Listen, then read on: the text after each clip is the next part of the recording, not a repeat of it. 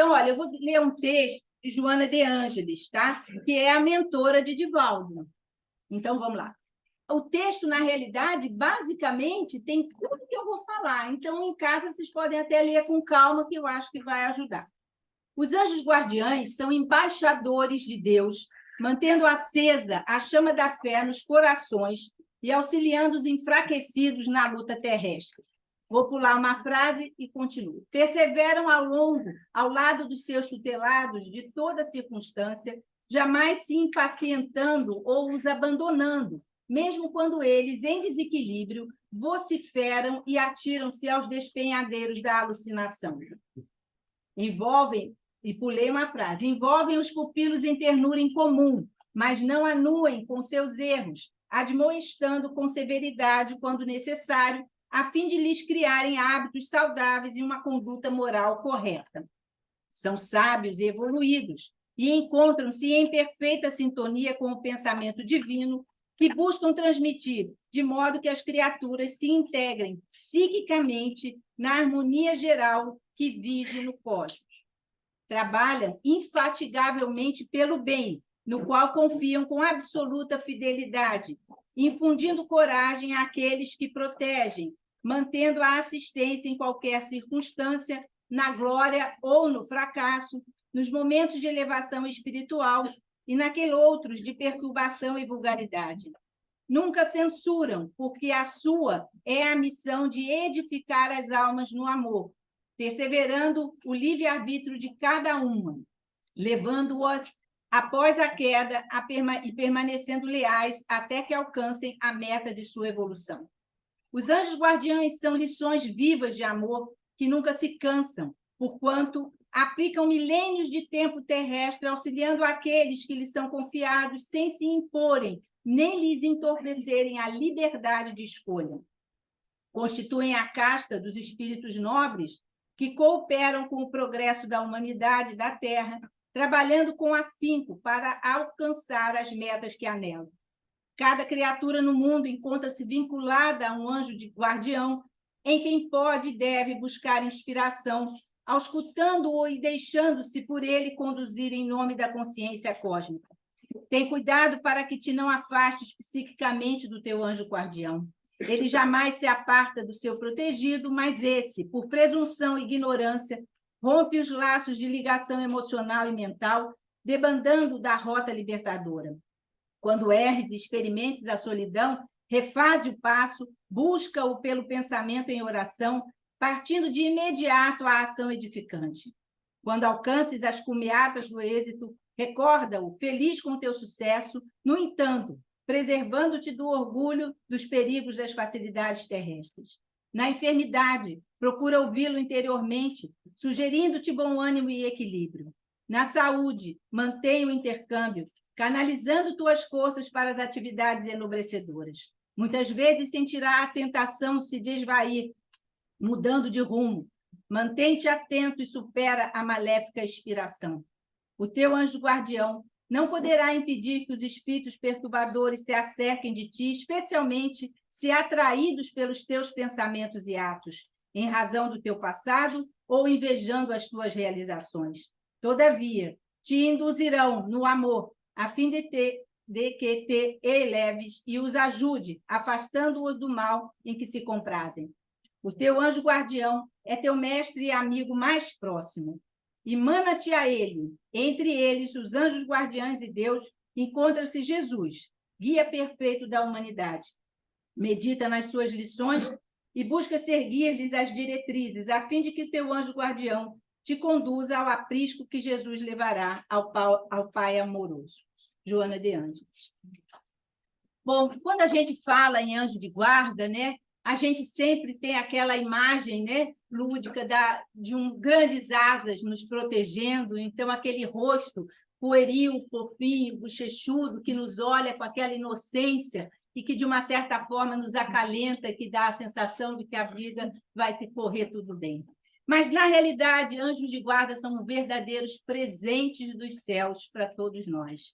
E é importante que a gente entenda que cada um de nós tem o seu espírito protetor ao lado, e isso é fato. né? É um fato que Kardec enfatiza com muita firmeza lá no capítulo 9, quando ele fala dos anjos guardiães, amigos espirituais e protetores, né?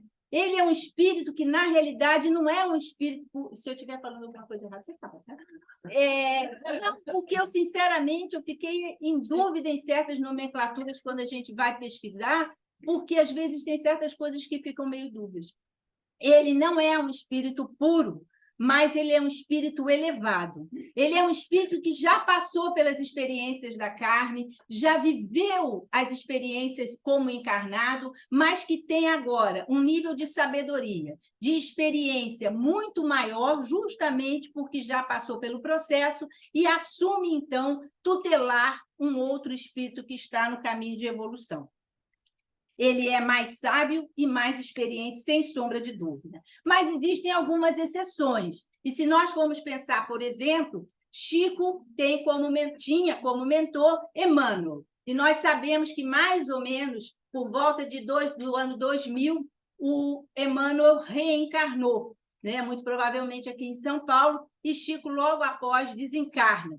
E havia um compromisso entre eles de que, quando Chico desencarnasse, ele passaria a tutelar o Emmanuel, né? E parece que tem 3 séculos que eles trabalham juntos nesse momento de intercambiar. Quando um está encarnado, o outro está desencarnado, um será o protetor do outro. Então, se supõe que, obviamente, Chico tem um nível muito diferenciado e muito próximo ao seu espírito protetor, né?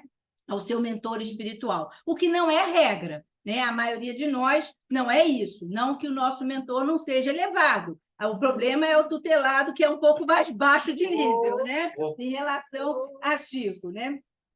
Mas essa, então, obviamente, não é a regra. E a missão deles é nos guiar por toda a nossa encarnação e, muitas vezes, até em outras encarnações ou até no plano espiritual, quando nós já estamos desencarnados, eles ainda mantêm um vínculo de proteção e de assessoria, nos guiando e nos conduzindo lá.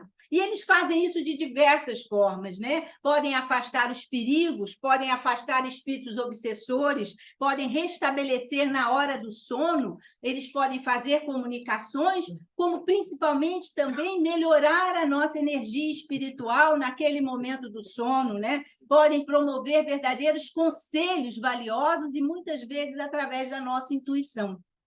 Mas essa condução, essa forma de nos guiar, não é uma intervenção direta, nunca é ultrapassando os limites nossos no sentido do livre-arbítrio. Nós temos a decisão final, né? É uma tarefa deles muito complexa, porque, além de nos assessorar, eles têm que respeitar a decisão que é nossa, porque senão o mérito daquilo que nós vamos conseguir nunca seria nosso, sim seria deles, se eles intervissem de uma forma mais direta, né? Eles se nos orientam, mas eles não nos determinam o caminho a seguir.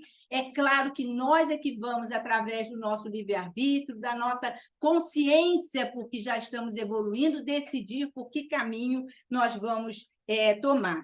Então, aceitar ou não o conselho e a orientação e as intuições que vão chegar até nós, vai ser basicamente uma decisão sempre nossa, de responsabilidade nossa. Eles não invadem a nossa privacidade. E quando é que eles surgem na nossa vida, né? Em que momento? Existe um momento em que nós estamos desencarnados e que nós vamos para o setor de programa de reencarnação, né? E nesse setor de programa de reencarnação existem equipes que vão fazer a análise da nossa última encarnação, o que nós fizemos contra, né, as leis soberanas de Deus, o que nós não respeitamos e não fomos responsáveis em relação às nossas programações reencarnatórias daquela encarnação passada. Enfim, que conjunto ou que circunstância seria mais ideal para a minha evolução na próxima encarnação que estou programando? E é nesse momento que é designado um espírito elevado, que pode ou não ter afinidade comigo, afinidade que eu digo de ter vivido em outras encarnações comigo, ou ter sido meu parente, pode ou não, e ele, então, se aproxima e assume como missão missão, né? Quem tem parente militar, na época da guerra, sabia que missão não se discute, se cumpre, né? Essa frase é clássica em filme de guerra, também todo mundo fala isso. Missão não se discute, se cumpre. E é exatamente isso. Ele assume como missão nos tutelar e nos proteger, né?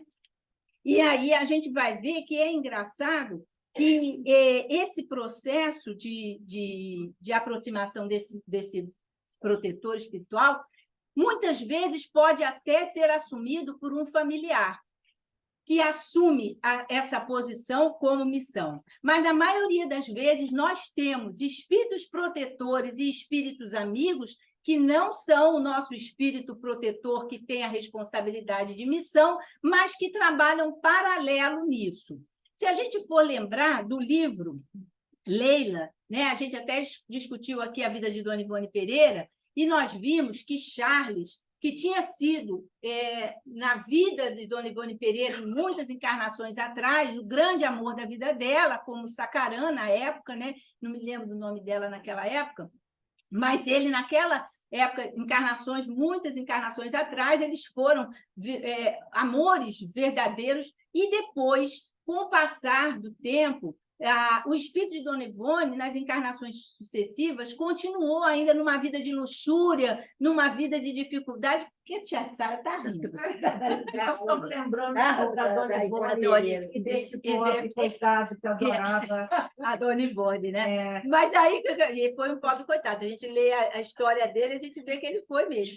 E ele, o que acontece? Ele, na realidade, chega uma etapa das encarnações dele que ele resolve ir para a Índia, onde ele vai se espiritualizar. E aí o nível evolutivo entre a Ivone daquela época e ele se distanciam muito, mas ele ainda tinha vínculos de afeto muito grande. E na última encarnação de Dona Ivone, quer dizer, a penúltima, não ela como Ivone, mas a penúltima, ela vem como Leila, ainda numa vida de luxúria, ainda numa vida de que gostava dos amores, das festas, né? Das paixões, e ele é pai dela.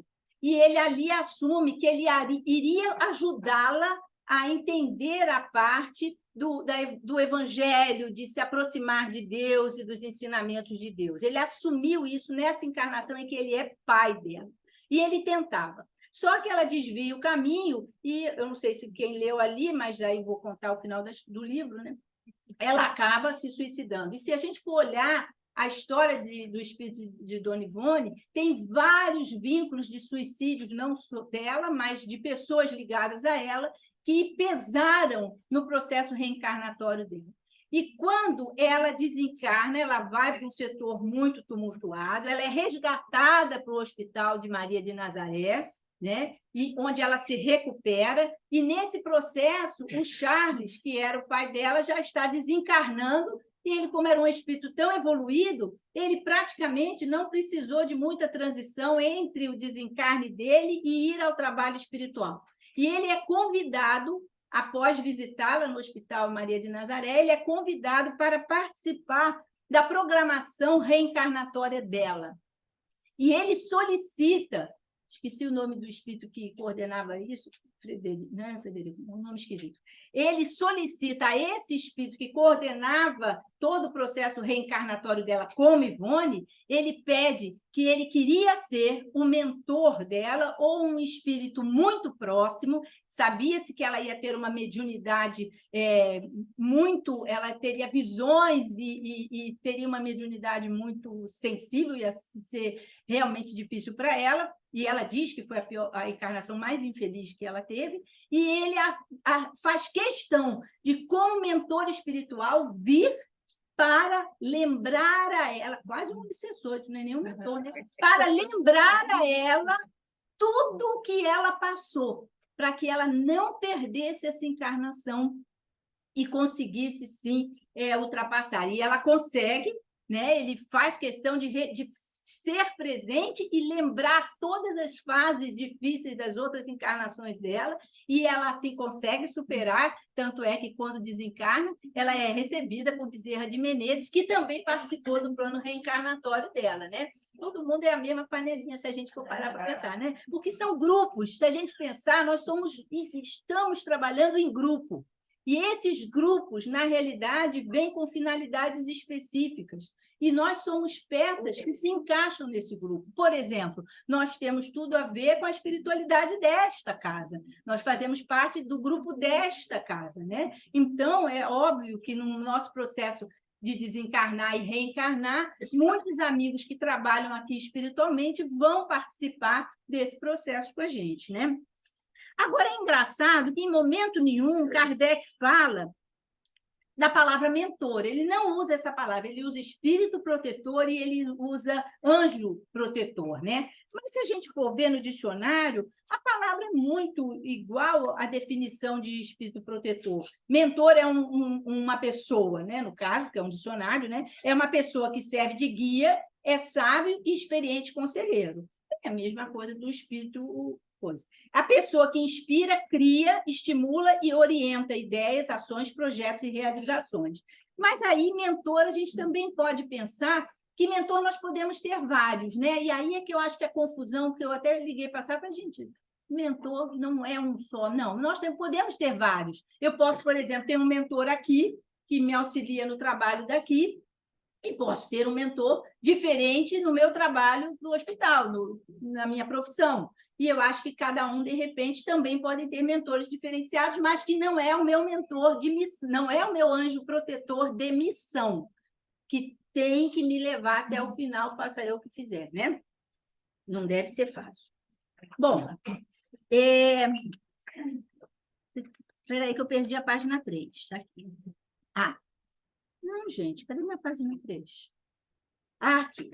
Então, a gente viu que, às vezes, algum espírito, eu falei de Dona Ivone Pereira, mas é claro, Kardec, novamente concluindo, nunca estamos sozinhos no plano físico, né? Nós temos sempre um companheiro ao nosso lado, nós sofremos a influência de espíritos que podem ser tanto obsessores, mas que pode ser o anjo guardião, e que essa comunicação se faz pela sintonia, pelo pensamento e pela intuição.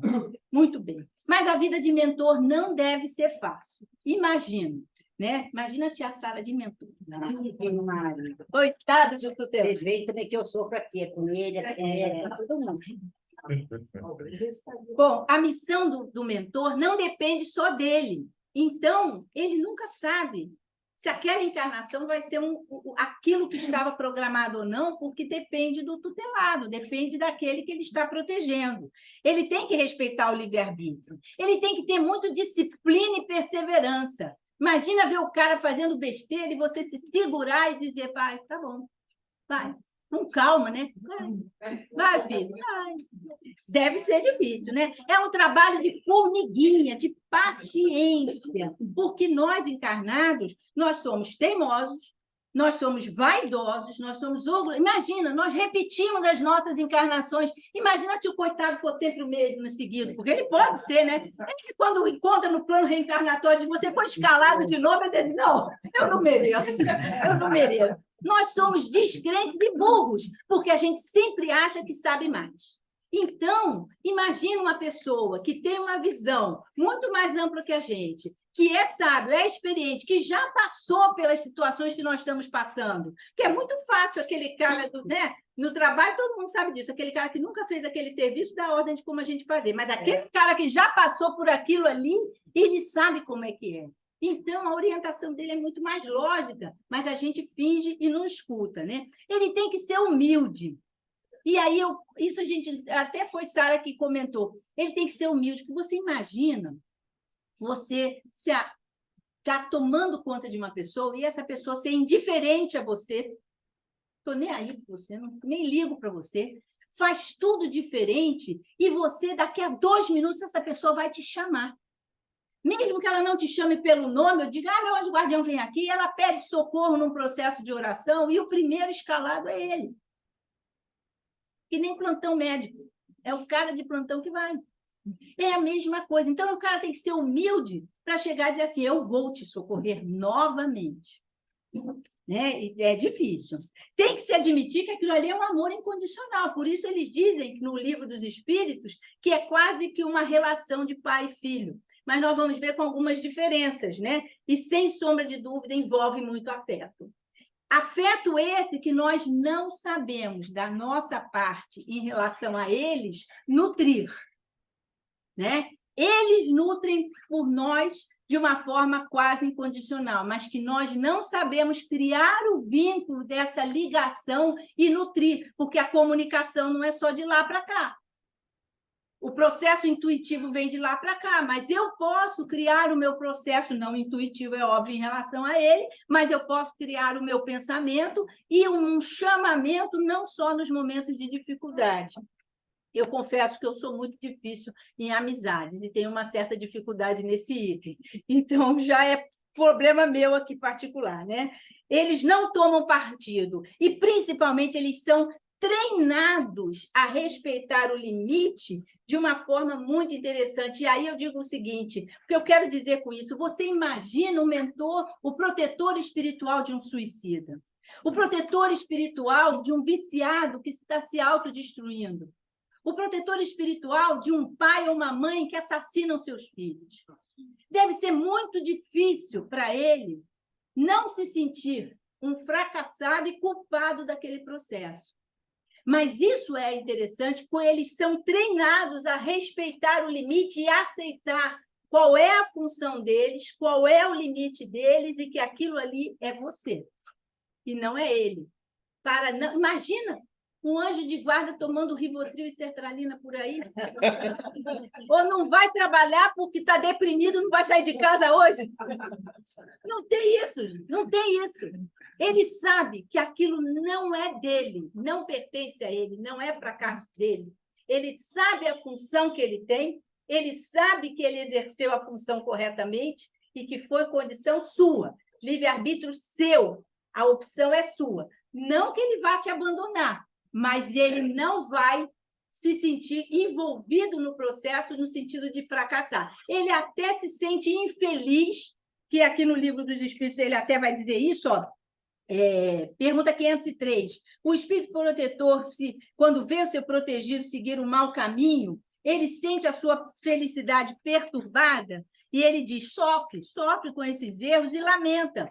Mas essa aflição nada tem a ver com a angústia da paternidade terrestre, porque ele sabe que há um remédio para todo mal e que se você não corrigir hoje, você vai corrigir na próxima.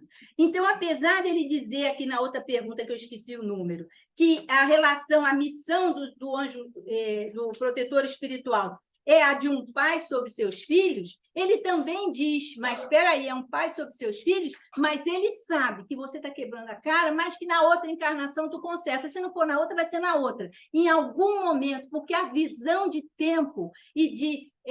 esqueci como é aquela palavra que é a vida inteira, como é? Infinidade, não, como é?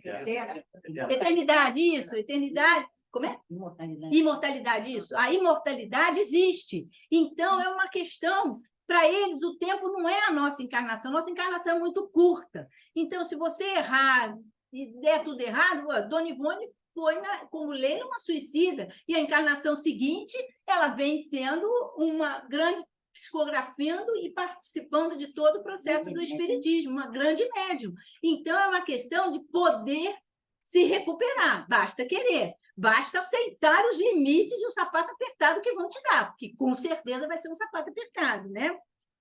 Agora, uma coisa, o mentor ele não é nosso escravo, não é para ficar a gente espizinhando ele aceitando, não é Aladim para a gente, eu quero isso, você não está tomando uma providência, não é, tá? Ele também não é uma babá para ficar me paparicando e me tirando das encrencas. Se eu vou toda hora para o meio de um tiroteio, é óbvio que a probabilidade de um dia eu levar um tiro, não vou culpar ele quando eu chegar lá e dizer por que você não segurou a bala? Porque não estou tu ir para lá. Toda hora tu ia, que uma hora ia dar errado, né? Então, é o teu negócio. Ele não é nada disso. Aquilo que ele tem é uma função de trabalho.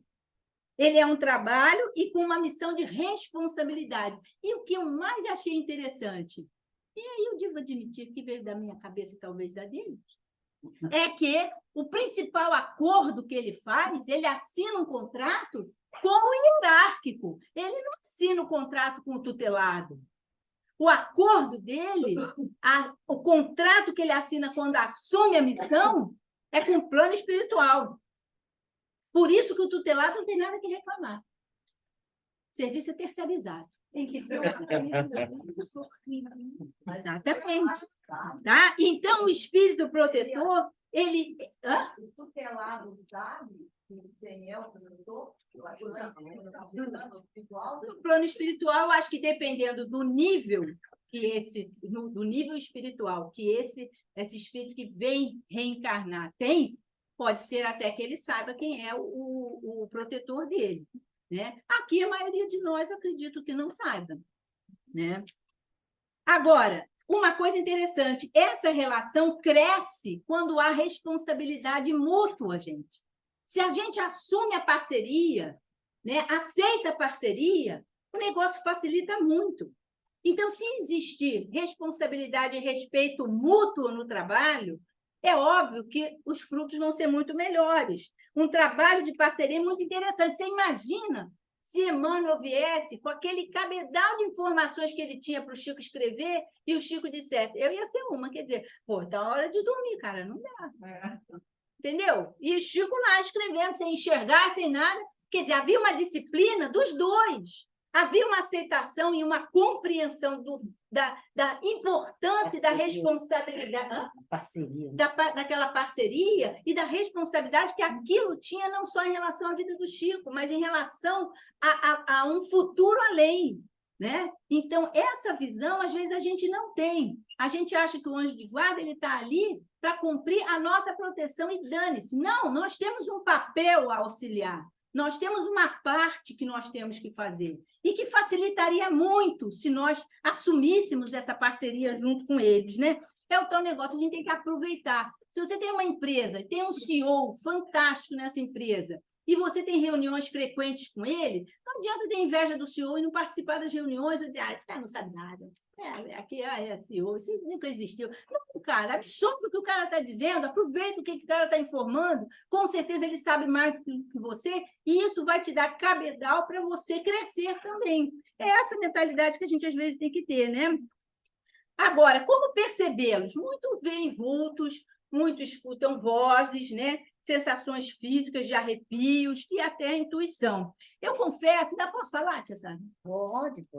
Eu confesso que eu não sinto, não vejo, não percebo nada. Até acho que meu anjo de guarda deve estar um pouco, por isso que eu trouxe os livros para puxar o saco dele, acho que ele deve estar assim um pouco de férias. Não é de férias, não posso nem dizer isso. De férias eu não posso dizer isso, mas que ele não se... Entendeu? Porque, por exemplo, quando eu rezo para o meu anjo de guarda, que não é uma coisa que eu fazia habitual, mas que eu tenho feito com mais regularidade, eu não sinto nada.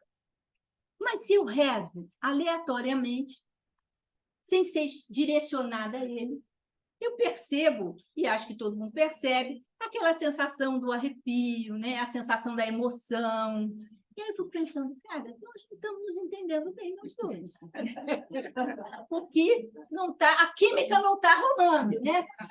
Quando eu não sei se a irmã Emerenciana é minha mentora, se é meu anjo protetor ou não, é uma freira, o que não é nada estranho, porque antigamente, geralmente são pessoas que viveram com a gente em outras encarnações, talvez não seja meu anjo protetor, mas uma amiga espiritual, né? E nós todos, muito, como era comum antigamente, muito tempo atrás, toda a família tinha um padre e uma freira, né? Era comum, então muitos de nós fomos padres e freiras, com certeza eu fui.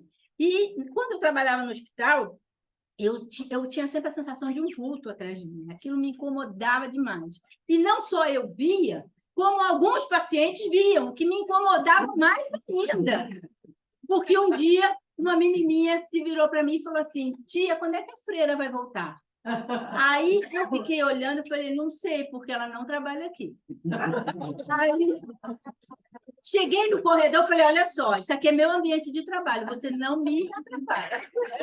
Só que a falta de maturidade de entender o que está acontecendo. Até porque a figura de freira e a figura e as lembranças que eu tenho, não lembranças reais, tá?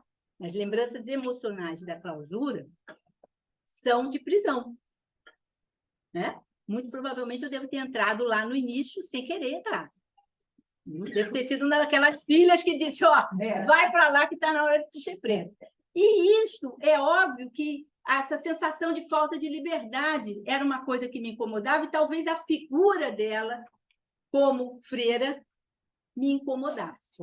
Pela falta... Estou sendo sincera, ela sabe disso. Não adianta eu esconder ela, né? Ela sabe disso. Quando eu vinha para cá sábado, gente, eu vou dizer uma coisa que não é mentira para quem me conhecia, eu vinha sábado para a campanha do Quilo com uma má vontade do caramba.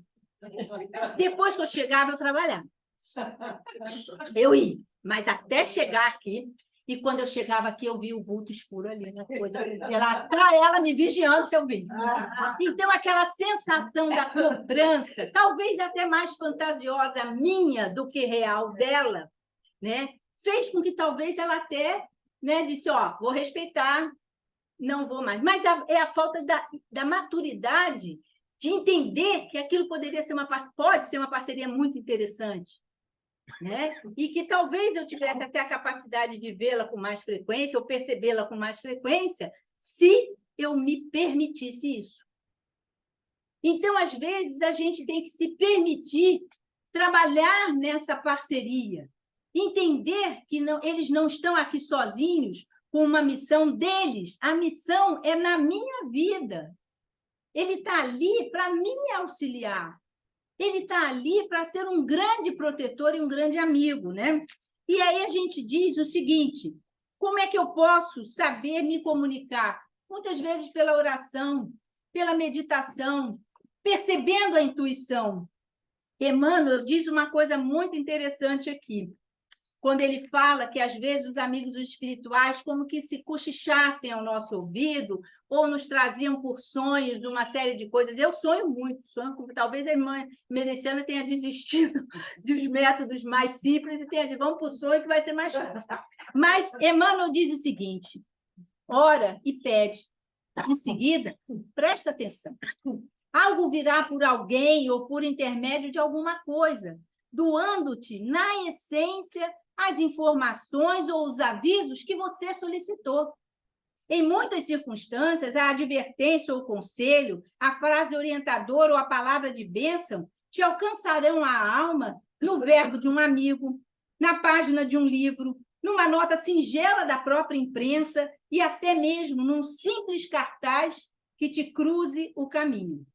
Mais que isso, as respostas do Senhor e também dos nossos guardiões, que nada mais são do que mensageiros de Deus, as tuas necessidades e petições, muitas vezes te buscam através dos teus próprios sentimentos, a te subirem do coração ao cérebro, e às vezes do teu próprio raciocínio em relação aos teus sentimentos. Portanto, muitas vezes eles nos falam das formas mais variadas e nós não queremos, não prestamos atenção. E aí ela pergunta, vale a pena saber quem é meu mentor espiritual? Será que eu preciso do nome dele? Acho que mais importante é, na realidade, saber que ele está ao meu lado. O nome que ele tem, a forma que ele tem, se é uma linda anja ou não. Mas aí eu vou te falar que eu estou tão feliz porque eu vou passar a me comunicar com o meu anjo da guarda como ela. Ela vai ser a minha... Que o anjo da guarda de quem foi atropelado, batido, que o ajude. Mas ela é perfeita. A figura dela, né? Agora eu vou fazer uma pergunta. Uma pergunta para saber se vocês entenderam o que eu falei. Uma pergunta difícil, portanto, pense. Nossa Senhora. Qual a diferença entre o meu mentor espiritual e o do Chico ou do Divaldo? Nossa, é o nível, né? Nosso que é cá embaixo deles é... a responsabilidade dos dois foi completa. Entendo o que ela fala. A diferença é de quem está sendo tutelado.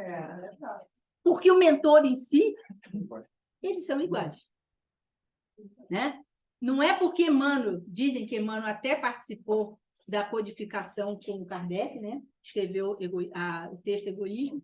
Não é, talvez meu mentor não tenha escrito nada, mas Chico está lá no alto, com o mentor dele aqui, eles estão próximos, eu estou aqui. Se meu mentor estiver aqui, eu só estou satisfeita. Não precisa ter escrito a codificação, não importa. Importa que ele sabe muito mais do que eu, que ele é muito mais experiente do que eu, que ele quer e aceitou de bom grado me tutorar, e que ele tem... Quero o teu bem. Exatamente. E que ele tem um afeto por mim. Isto que é importante. E cabe a nós criar este vínculo, porque o vínculo de lá para cá está criado. As mãos deles estão postas.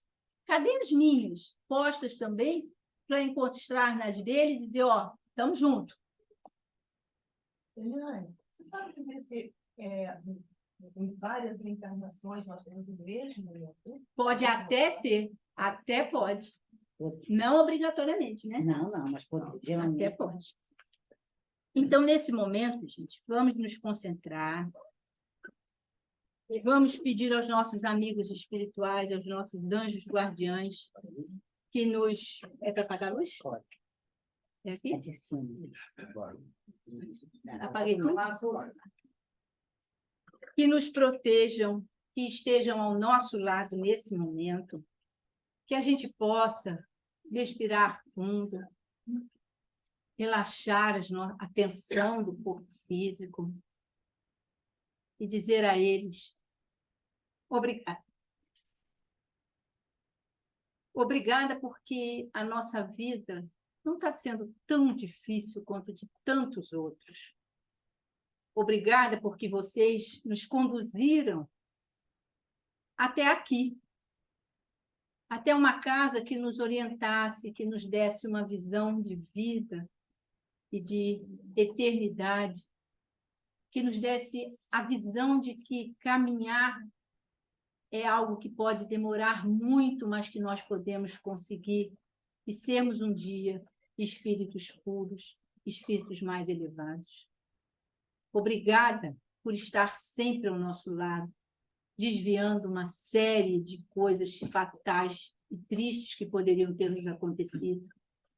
Obrigada pelos conselhos e pelas vezes que nos abraçou, nos dando a proteção e o amparo que nós queríamos e precisávamos. Obrigado pela paz que às vezes vem e a gente não sabe de onde. Pelas soluções que surgem à nossa frente e a gente diz, nossa, eu nem percebi que isso estava na minha frente. Obrigada pelos momentos que eu achei que eu tinha sorte. E como diz Frei José, meu nome muitas vezes é sorte. Mas eu agradeço por também estar começando a entender que essa parceria depende muito de mim. Muito mais de mim do que de você. E eu me proponho a mudar, a criar esse vínculo, a criar esse afeto, a nutrir essa amizade. Que possamos, várias encarnações, estarmos juntos e, como amigos, rirmos de todas as confusões que eu me meti, mas que com teu amparo e a tua proteção, que eu consegui caminhar. Obrigado a todos os anjos guardiães, aos anjos guardiães dessa casa, aos anjos guardiães que nos protegem, aos mentores da cura, aos mentores de cada um dos médiuns que trabalham de boa vontade, a de cada um dos que vêm aqui buscar a saúde física e espiritual. Que os seus anjos guardiães estejam sempre presentes, amparando e protegendo. Graças a Deus.